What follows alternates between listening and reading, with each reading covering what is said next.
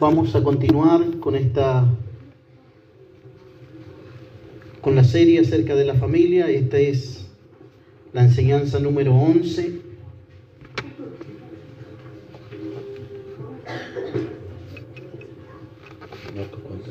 Marcos capítulo 11, versículo 24.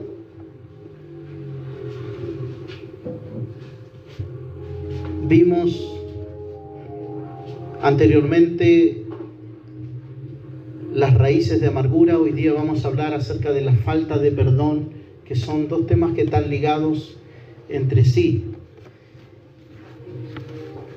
Y vamos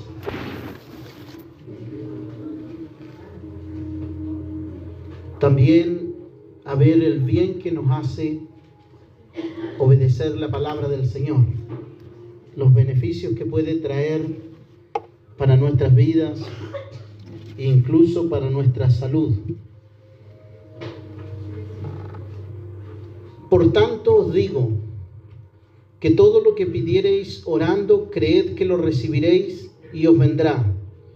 Y cuando estéis orando, perdonad, si tenéis algo contra alguno, para que también vuestro Padre que está en los cielos os perdone a vosotros vuestras ofensas.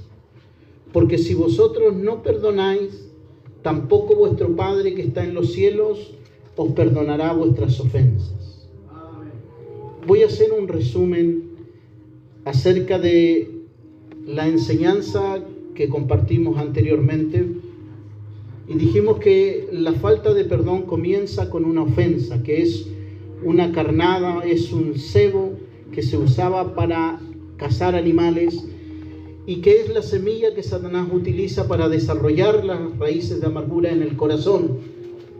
Todos y cada uno de nosotros hemos sido ofendidos en más de alguna ocasión. Y si no lo hemos sido, seremos ofendidos, porque dijo el Señor Jesucristo que es imposible que no vengan tropiezos. Siempre habrán ocasiones de caer, ya sea porque hemos sido tratados injustamente, o porque hemos creído que nos han tratado injustamente, porque no se nos considera o no se nos tiene en cuenta, porque alguien habló mal de nosotros, que eso pasa muy a menudo, por malas actitudes que pueden tener hacia nosotros, por unas promesas que se hicieron y no fueron cumplidas, porque se nos negó incluso a algunos el saludo. Puede ser una ocasión de caer para un débil eso, ignorarlo, porque nos quitaron algo que era nuestro. Las agresiones verbales, físicas, emocionalmente, también esas cosas producen raíces de amargura en el corazón. Y una persona que sufre de raíces de amargura levanta muros y se distancia, no confía mucho en las personas, tiende a perder amistades, generaliza. Dijimos también que le cuesta mucho involucrarse, confiar en los otros. Y vimos también cómo Dios nos muestra una única salida para desarraigar las raíces de amargura que producen frutos venenosos en aquel que las sufre, y es simplemente perdonar. No hay otro camino, no hay otra vía alternativa. El hombre tiene que perdonar.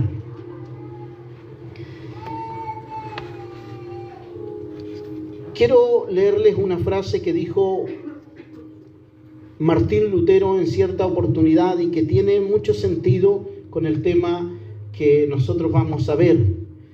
Dijo: no puedes impedir que las aves vuelen sobre tu cabeza, pero sí que hagan nidos en ella. Nosotros no podemos evitar ser ofendidos por alguien, porque no está en nosotros. Siempre vamos a ser ofendidos de una o de otra manera, pero sí podemos decidir o no guardar rencor en nuestro corazón.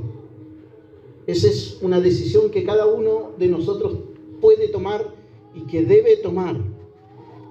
Este pasaje que nosotros leímos en el libro de Marcos, capítulo 11, versículo 24, está dicho en un contexto relacionado con la fe. Los discípulos de Jesús habían visto que él había maldecido una higuera anteriormente y cuando ellos pasan la ven seca. Entonces se sorprendieron por eso y Jesús les dice, lo insta a creer que todo lo que ellos pidan, creyendo en el Padre, entonces Él lo haría. Y lo interesante que tiene este pasaje, y que también está en lo que nosotros conocemos como el Padre Nuestro, es que cuando nosotros estamos en la intimidad con Dios, en la oración con Dios, cuando estamos conversando con Dios, el Espíritu Santo se encarga también de traernos a memoria cuando hay un conflicto entre nosotros. El Espíritu Santo nos va a hacer ver, nos va a recordar que si bien nosotros podemos no tener algo con alguien, sí nos damos cuenta cuando alguien tiene algo contra nosotros.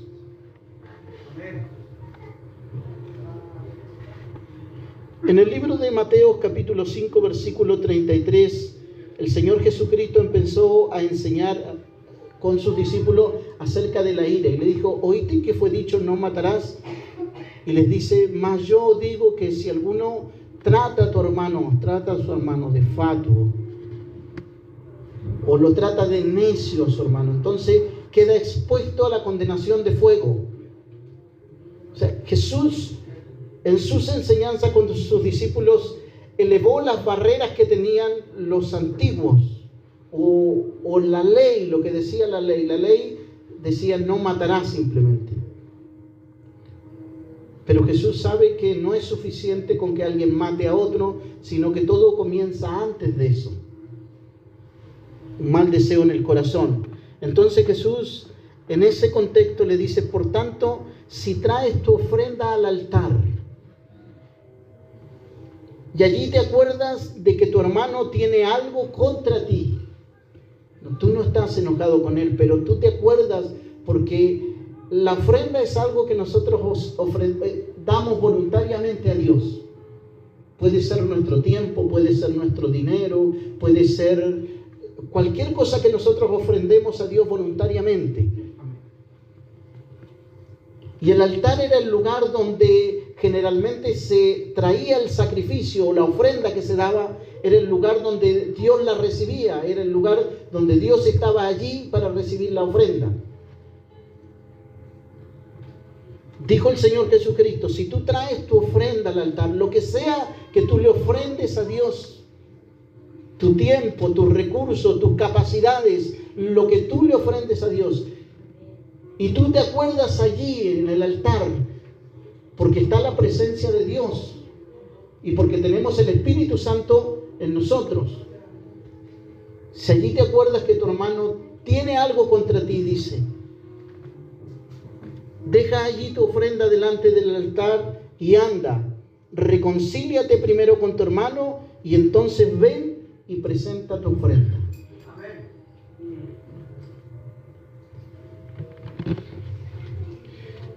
El perdón no es algo que brote de manera espontánea. Más bien es una lucha interna que tenemos cada uno de nosotros cuando debemos perdonar, porque los argumentos que nosotros tenemos siempre reclaman justicia. Yo fui el ofendido, yo fui el dañado, a mí me hirieron, nadie sabe cómo yo me sentí. Eso es lo que argumentamos nosotros. Por eso nos cuesta mucho perdonar. Además que muchas veces nuestro ego, el orgullo, no nos permiten acercarnos y reconocer que nos equivocamos. Cuando nosotros nos hemos equivocado y nos toca pedir perdón. Entonces hay muchos factores que juegan en contra a la hora de tener que perdonar. Pero vamos a ver dos cosas importantes con respecto al perdón, que es un acto de la voluntad y no de las emociones. No es algo, usted nunca se va a sentir preparado para perdonar a alguien que lo ha ofendido. Nunca va a ser capaz de hacerlo porque no es un tema de nuestras emociones. Es un tema de nuestra voluntad. Yo decido obedecer a Dios y perdono o pido perdón. Y lo otro es que el perdón tampoco es sinónimo de olvido, porque es lo que nosotros hemos entendido mucho, que cuando perdonamos debemos olvidar. Usted no va a olvidarse de lo que le hicieron. Un hombre que le asesinen a su hijo, por mucho que perdone al agresor, no se le va a olvidar que su hijo no está ahí. Pero hay una señal clara cuando nosotros perdonamos de todo nuestro corazón, que cuando recordamos la herida o el daño que se nos causó, no nos produce herida en el corazón. Porque la amargura es eso, es una herida punzante que está allí. Y cuando usted perdona, no se va a olvidar, pero usted recuerda y no le producen las mismas heridas. Hay varias palabras en el original que se traducen por perdón, pero básicamente el perdón significa dejar libre, soltar, significa despedir, abandonar, también dejar de lado el derecho de compensación que cada uno de nosotros quisiéramos por una ofensa que nos hicieron, que alguien nos hizo. Es soltar algo. Y usted va a ver por medio de la Escritura cómo quien perdona es el más beneficiado cuando nosotros perdonamos. En el libro de Mateo, capítulo 18, versículo 1, yo quisiera que me acompañara a leer.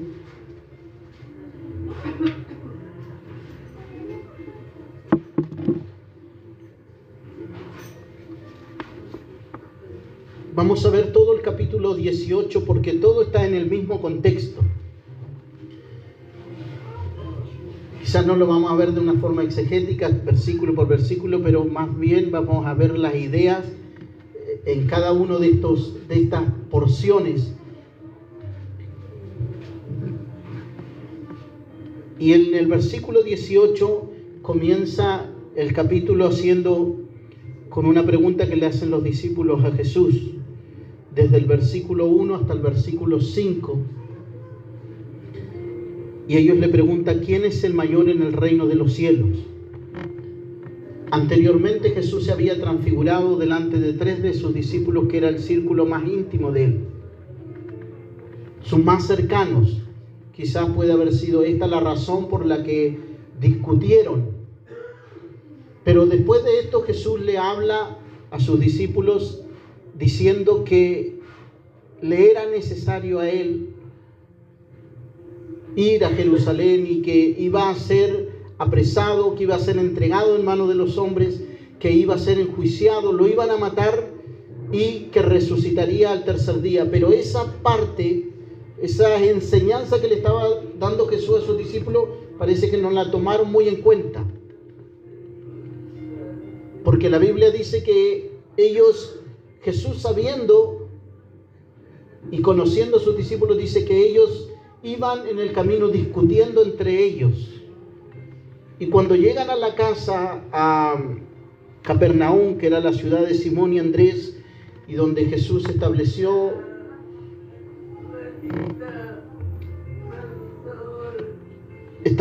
Jesús allí su centro de operaciones. Entonces Jesús le preguntó, ¿qué disputabais entre vosotros en el camino? Los discípulos de Jesús tenían en mente el reino que Jesús venía a establecer, un reino terrenal. Por lo tanto, ellos estaban preocupados de eso, de quién habría de ser el mayor en ese reino, cuál sería la posición que le correspondería a cada uno de ellos. Y como vieron que habían sido 3 los que habían visto la transfiguración de Jesús y que estaban más cerca del Maestro, quizás por ahí habría cierta disconformidad con respecto a esos discípulos. Entonces dice la Biblia que Jesús toma a un niño y lo pone delante.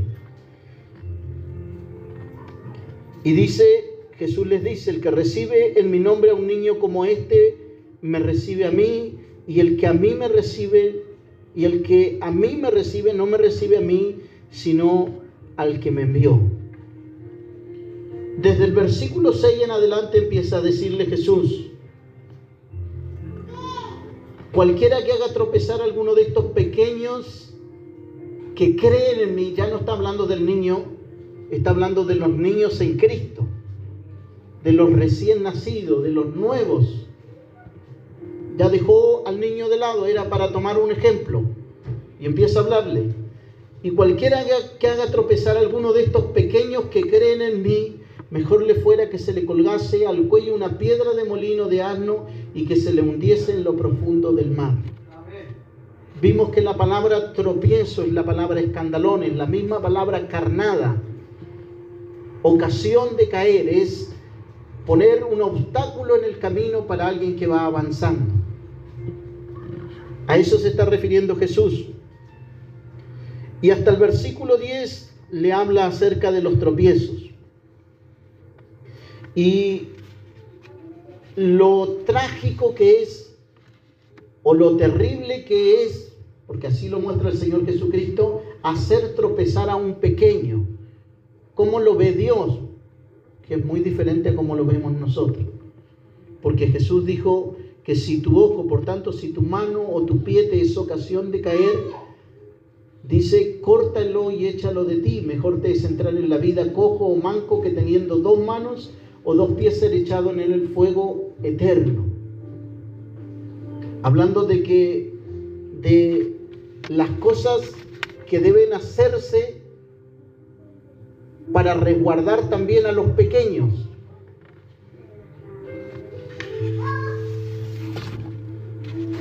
Desde el versículo 10 hasta el versículo 14, Jesús le presenta una parábola acerca de la oveja perdida. Y es muy probable que esté aludiendo precisamente a lo que se refería anteriormente, que era alguien que lo hicieron caer, que fue víctima de un tropiezo, porque dice en la parábola, ¿qué os parece si un hombre tiene 100 ovejas y se descarría una de ellas? La palabra descarriar viene de un vocablo griego que es planao, que significa extraviar, andar errante, perderse.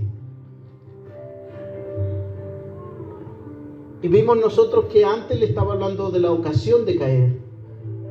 Entonces es muy probable que a la oveja que él se refiere es una oveja que se le hizo tropezar, se le ofendió al punto de que se descarriara.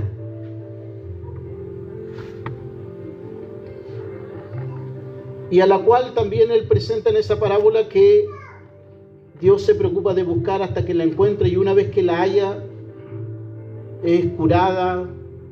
Si ha sido herida, Dios se encarga de sanarla y de traerla de nuevo al redil, que es lo que Dios hace cuando restaura a un hombre.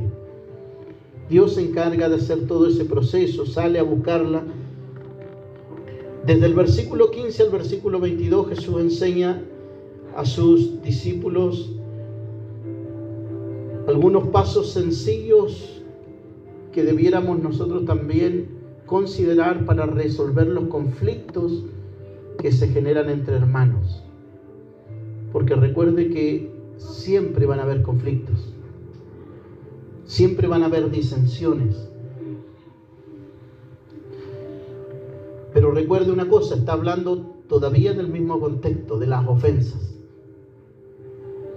Porque empieza diciendo en el versículo 15, por tanto, o en vista de todo lo que se dijo anteriormente, si tu hermano peca contra ti, te ofende, hace algo indebido, entonces aquí dice lo que debemos hacer todos nosotros. Y dice, muestra aquí el Señor Jesucristo 4 pasos para resolver los problemas cuando hay conflicto entre hermanos. Lo hemos visto nosotros en otras ocasiones, por eso no voy a profundizar mucho en este pasaje, en estos pasajes.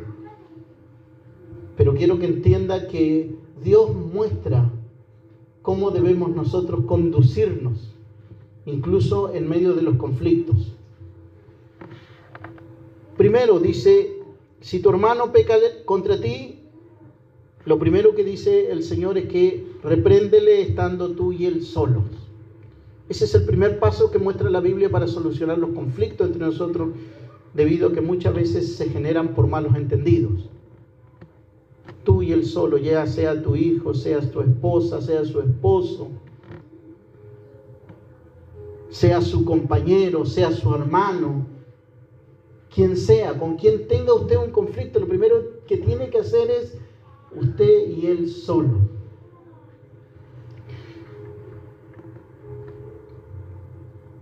Y la palabra que dice aquí, repréndele, no significa retarlo, significa reconvenir o amonestar a alguien, hacerle ver que lo que hizo me ofendió. El segundo paso que dice el Señor Jesucristo, mas si no te oyere, toma aún contigo a uno o dos, para que en boca de 2 o 3 testigos conste toda palabra. La ley del testimonio en el Antiguo Testamento prohibía que se tomara en cuenta la acusación de una sola persona. Y no solamente en el Antiguo Testamento. El apóstol Pablo le dice a Timoteo, contra un anciano no admitas acusación de no ser por 2 o 3 testigos. Porque era una forma de resguardar la integridad y de darle el valor que tenía también el anciano. Porque es más difícil que alguien se confabule con 2 o 3 para acusar a un hermano, porque a más de alguien va a tener temor y va a decir, no, yo no me presto para esto. Por eso no se admitía, ni la Biblia nos enseña que no debiéramos admitir acusación de no ser con 2 o 3 testigos. De nadie. Y es algo, hermanos, que hasta el día de hoy está vigente, ¿no? Esto no ha cambiado. Así debiera ser. Porque nos evitaríamos muchos problemas. Mas si no te oyere, toma aún contigo a 1 o 2, para que en boca de 2 o 3 testigos conste toda palabra. Los testigos cumplen una función, por eso tampoco los testigos son cualquiera. Son personas maduras que van a servir de mediadores, van a aconsejar, van a exhortar, van a reconvenir a los que están peleados entre sí. Van a cumplir esa función. Pero si el problema persiste, dice el Señor Jesucristo, si no lo oyere a ellos, significa que la persona persiste haciendo lo mismo. Aun cuando se le dijo personalmente que lo que hace lo ofende, y después se le dijo con testigos, y los testigos vieron el caso y también aconsejan, pero si la persona persiste, dice, si no lo oyeres a ellos, dilo a la iglesia. Y no tiene que ver con avergonzar, está hablando en este caso con los pastores, líderes, ancianos de la iglesia. No con la iglesia, no con ganarse aquí adelante y reprender a alguien públicamente, porque eso no se hacía en esos casos.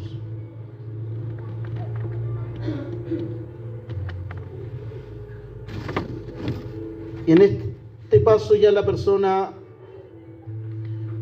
que ofende ya no quiere escuchar ningún consejo. Entonces la Biblia dice que, hablando de estos 2 o 3 testigos también, de estos que se juntan, se reúnen para resolver un problema, dice que tienen autoridad en la tierra para atar y desatar. En ese contexto habla de atar y desatar. Cuando usted está enojado con su hermano, ahí hay nudos. Y alguien que aconseja, disciplina, alguien que exhorta, está desatando esos nudos. Si usted puede ver en este contexto, no nombra ningún demonio, no se refiere a atar demonios. Está hablando a la disciplina y la autoridad que tiene la iglesia para intervenir en los problemas. La autoridad que Dios le ha delegado a la iglesia.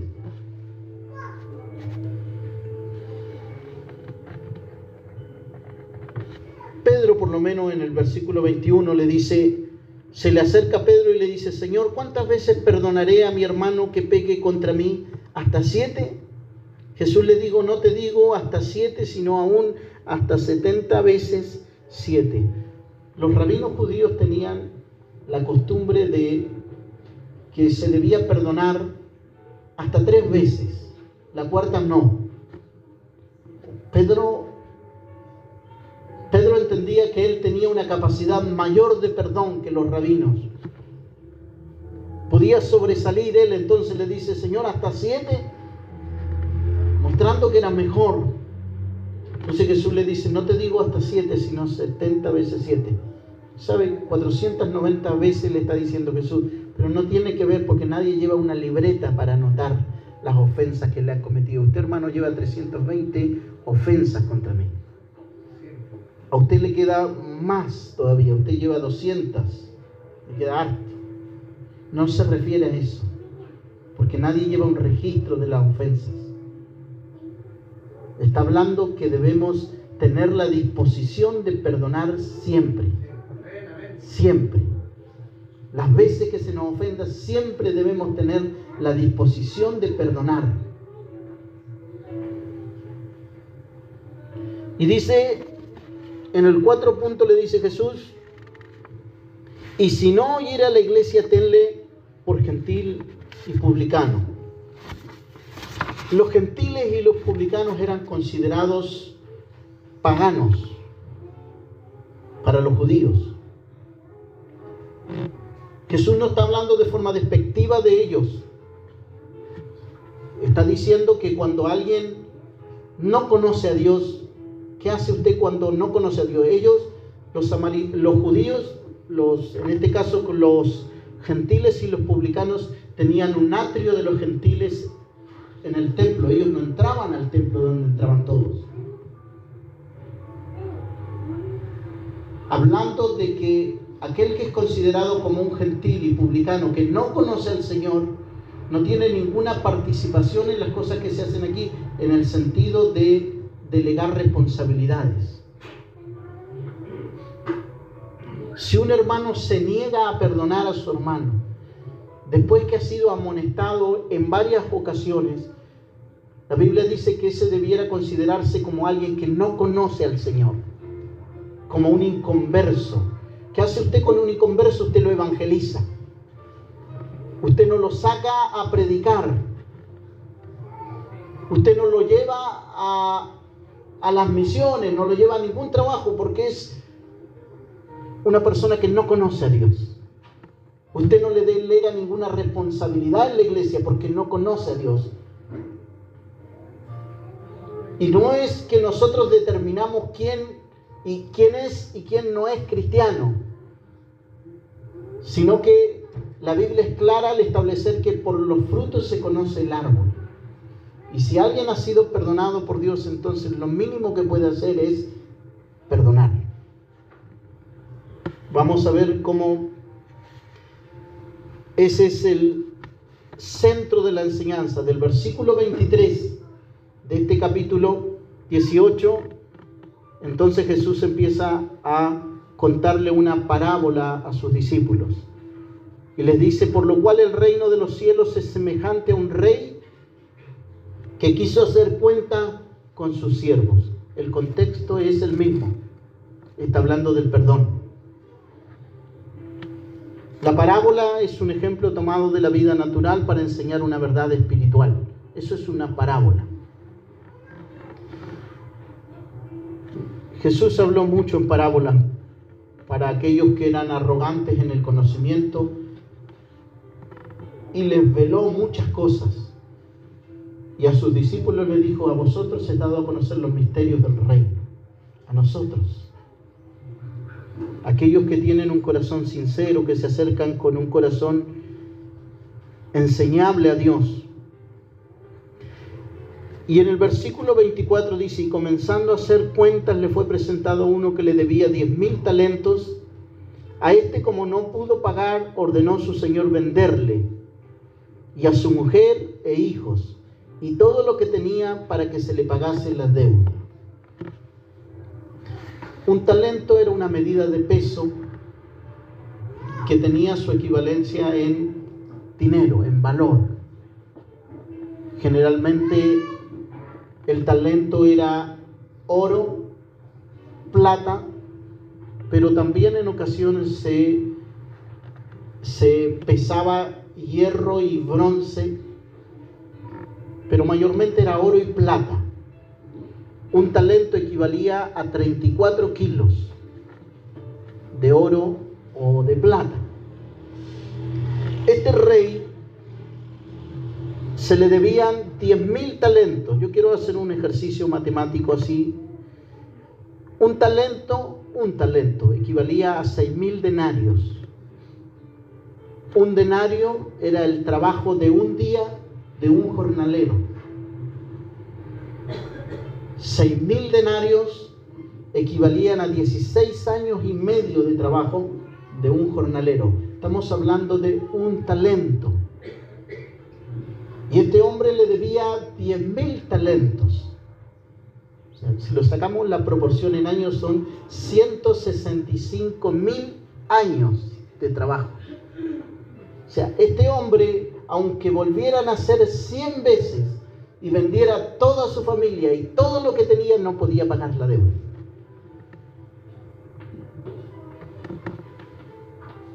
Era impagable. Versículo 26. Entonces aquel siervo postrado le suplicaba diciendo: Señor, ten paciencia conmigo y yo te lo pagaré todo.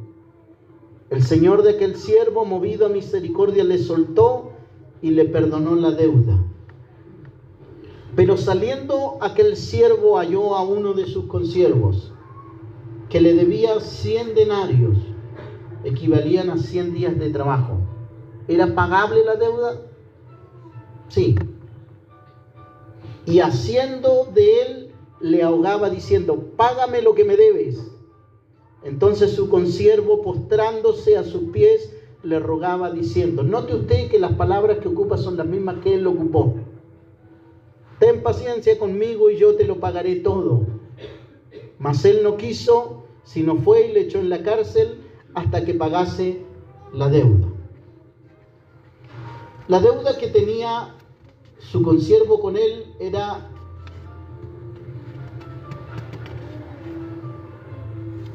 pagable, era una deuda pequeña comparada con la que él tenía con el rey. Sin embargo, él le pidió al rey que tuviera paciencia, aún sabiendo que, aunque el rey le hubiera dicho que sí, lo iba a esperar, no podía pagar esa deuda. No había nada que hiciera él para pagar esa deuda, porque era demasiado.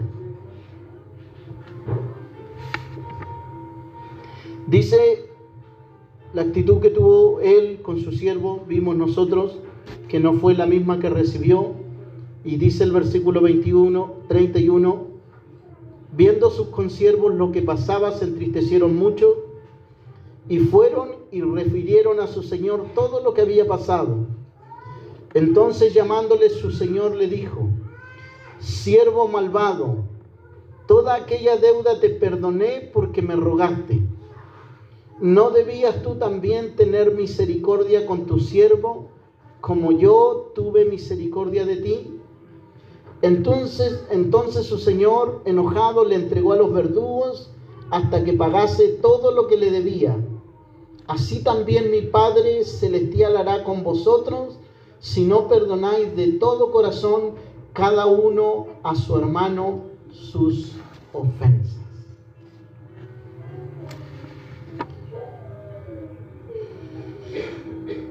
Quiero darle un poquito la aplicación hacia nosotros, aunque yo me imagino que usted ya la entiende, porque no es difícil de entender. Pero quiero que veamos la aplicación para nosotros. Nosotros teníamos una deuda con Dios que era impagable. ¿Necesitábamos nosotros más tiempo? No es problema de tiempo. El hombre no necesita tiempo. El hombre necesita una decisión. El problema del hombre no es un problema intelectual. No es que no conozca a Dios o no entienda a Dios. El hombre tiene un problema moral. El hombre no quiere venir a la luz para que sus obras no sean reprendidas. Y la deuda que nosotros teníamos con Dios era una deuda impagable. Nosotros habíamos violentado la ley de Dios. Habíamos quebrado sus mandamientos. Cuando nosotros ofendemos a alguien, mire, la ofensa se ve de acuerdo al grado, no de la ofensa en sí, sino de aquel que es ofendido. Me explico. Si alguien me insulta a mí en la calle, no es lo mismo que venga y esa persona insulte al presidente. No es lo mismo. Por el grado que él tiene, por la responsabilidad que él tiene. Entonces no es lo mismo que alguien me diga a mí, me insulte a mí o lo insulte a usted en la calle, que insulte al presidente de la República. Por la investidura que él tiene. Cuando nosotros ofendemos a Dios, porque eso es lo que nosotros hicimos toda una vida, ofender a Dios, transgredir sus mandamientos, a un Dios eterno, y el castigo también es eterno.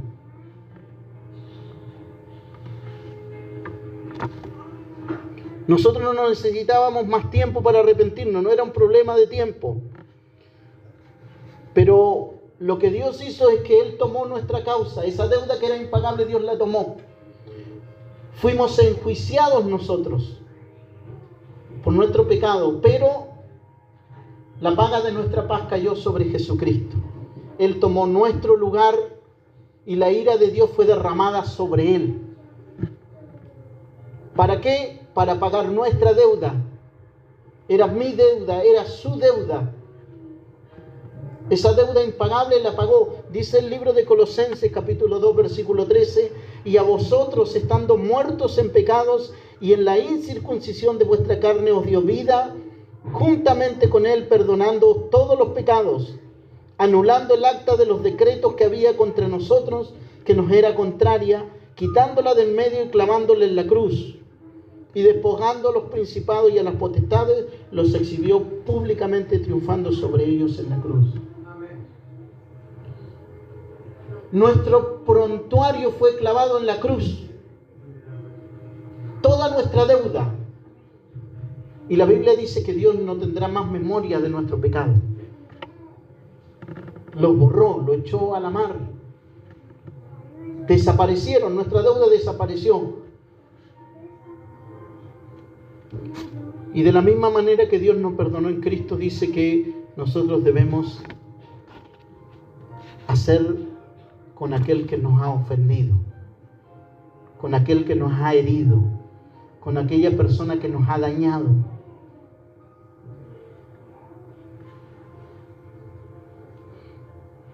Dice en el versículo 34 que leímos: entonces su señor, enojado, le entregó a los verdugos hasta que pagase todo lo que debía. La palabra verdugo significa alguien que tortura, aflige, atormenta o fatiga, y es uno que consigue información mediante la aplicación de tormento. Ese era un verdugo, era alguien que castigaba. Pero note una cosa, que no es un tema simplemente alegórico, porque el mismo Señor Jesucristo termina diciendo al final: así también mi Padre. ¿Cómo así? Está hablando de los verdugos, porque dice en el versículo 34: entonces su Señor, enojado, le entregó a los verdugos hasta que pagase todo lo que le debía. Así también mi Padre hará con vosotros si no perdonáis de todo corazón cada uno a su hermano sus ofensas. ¿Cómo hará? Lo entregará a los verdugos, a los castigadores. Por eso le decía yo al principio que la palabra de Dios nos habla a nosotros también acerca de esta relación que tienen muchas veces las enfermedades físicas con la falta de perdón. No es un tema simplemente que nosotros lo tergiversemos por las escrituras o queramos nosotros simplemente espiritualizar lo que dijo Jesús. Ya hay estudios que han comprobado, por ejemplo, en la Universidad de Wisconsin y en una universidad de Nueva York hicieron estudios en un centro de tratamiento de América donde tratan acerca del cáncer. En 5 hospitales hicieron un estudio con personas que sufrían de raíces de amargura, falta de perdón, y que había algo en común entre ellas, que eran ciertas enfermedades que se repetían en las personas que tenían falta de perdón. Esta universidad o estos hospitales tratan con 7.000 pacientes anuales. Por lo tanto, las estadísticas que ellos tienen con respecto a estos casos los hizo llevar a que consideraran también a un pastor que viniera a hacer una terapia de perdón para solucionar este problema, porque se dieron cuenta que tenía relación las enfermedades que sufrían las personas, y eran por lo menos dolores crónicos de espalda, pérdida de la memoria, problemas en la presión arterial, problemas cardíacos, jaquecas, insomnio, neurosis, problemas de úlceras y cánceres. Muchas de las personas que tenían esto, yo le voy a leer textual un fragmento del estudio que hicieron, y dice: albergar emociones negativas, ira, rencor, odio, para una persona enferma crea un estado de ansiedad crónica que retrasa su recuperación llegando hasta la muerte. La falta de perdón está clasificada en algunos libros de medicina como una enfermedad. Esto es lo que dijeron los doctores que hicieron la investigación. La terapia del perdón está siendo utilizada para ayudar a tratar enfermedades como el cáncer. Es importante para el tratamiento de heridas o trastornos emocionales porque pueden obstaculizar las reacciones de alguien a los tratamientos, incluso la voluntad de alguien a seguir un tratamiento. De todos los pacientes con cáncer, el 61% tiene problemas de perdón, dijeron ellos. De 7.000 personas que ven anualmente, el 60%, estamos hablando de 4.000 y tantas personas, tenían problemas de falta de perdón. Y las enfermedades se repetían las mismas. Y terminan diciendo: la ansiedad crónica produce excesos de adrenalina y cortisol que agota la producción de células asesinas naturales que son el soldado de a pie del cuerpo en la lucha contra el cáncer. Esto es lo mismo que dijo el Señor Jesucristo. Y lo mismo que nos dice la Biblia también con respecto a esto. Dice, por ejemplo, el libro de Proverbios 17:22: el corazón alegre constituye buen remedio, mas el espíritu triste seca los huesos. Y la palabra que se tradujo por triste allí significa alguien que está abatido, afligido, alguien que está seco. El corazón alegre constituye buen remedio, mas el espíritu triste seca los huesos. Dijo también el autor de Proverbios: el corazón alegre hermosea el rostro, mas por el dolor o las heridas del corazón el espíritu se abate. En el libro de Santiago, capítulo 5, versículo 14, con esto quiero terminar, dice: ¿está alguno enfermo entre vosotros? Llame a los ancianos de la iglesia y oren por él, ungiéndole con aceite en el nombre del Señor. Y la oración de fe sanará al enfermo y el Señor lo levantará. Y si hubiere cometido pecado, le serán perdonados. Confesaos vuestras ofensas unos a otros y orad unos por otros para que seáis sanados. ¿Ve usted la relación que tiene el confesar nuestras ofensas con nuestros hermanos unos a otros? El hecho de orar por nosotros y para que seamos sanados. Porque muchas de las enfermedades que se sufren son por causa de no perdonar. Eso es lo que dijo el Señor Jesucristo, y eso es lo que quiero que usted entienda, y me gustaría que usted reflexionara en esto. Cuando usted no perdona, entonces usted dice que es mejor que Dios. Porque Porque si nosotros, siendo malos y en la condición en la que nosotros nos encontrábamos, Dios no lo consideró, sino que nos perdonó todos nuestros pecados. Aquel que había sido ofendido se acercó a nosotros, nos buscó, nos perdonó.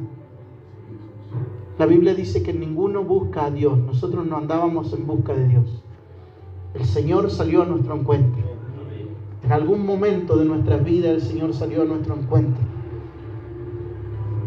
y nos perdonó todos nuestros pecados. No tenemos derecho nosotros a no perdonar a aquel que nos ofende. Porque si no perdonamos de todo nuestro corazón, entonces también dice la Biblia que el Padre no nos perdonará a nosotros. Usted puede orar todo lo que quiera al Señor. Puede pedir a Dios todo lo que usted quiera, pero dice la Biblia que si nosotros no perdonamos de todo nuestro corazón a nuestros hermanos que nos ofenden, entonces el Señor tampoco le va a perdonar cuando usted venga a pedirle perdón. Su palabra es medicina para nuestro cuerpo, y el obedecerla trae bien a nuestras vidas. Sea perdonador, dice la Biblia, que haya en nosotros el mismo sentir que hubo en el Señor Jesucristo, el cual, siendo en forma de Dios, no estimó su gloria como algo a que aferrarse. Allí descendió, dice la Biblia, se entregó a sí mismo. Que aún dice las Escrituras que siendo herido no vimos nosotros ni vemos ninguna palabra de maldición en su boca. Que aún llegando al final de sus días dice: Señor, perdónanos. Si usted no quiere que Satanás gane ventaja en su vida, entonces aprenda a perdonar. Perdone. El apóstol Pablo habla acerca de eso cuando se refiere a el perdón hacia el ofensor, refiriéndose a aquel de Primera de Corintios que había sido excomulgado de la iglesia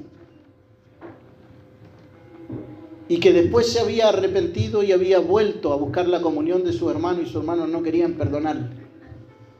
Y dice el apóstol Pablo: si a alguien yo he perdonado, lo he hecho en presencia del Señor, pero ustedes también recíbanle como hermano, para que Satanás no gane ventaja entre vosotros.